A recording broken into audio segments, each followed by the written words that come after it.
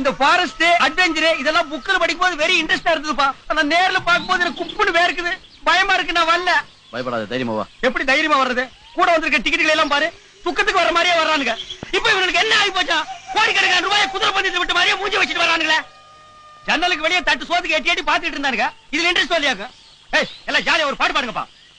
You you please you ஐயோ you. பாடுறதா இருந்தா நீயே பாடு. ஏன் நீ பாட மாட்டியா? ஏன் ஜெயிலுக்குள்ள தான் பாடுவியாக்கும்? போடா போடா புண்ணாக்கு. என் பாட்டு எனக்கே பயமா இருக்கே.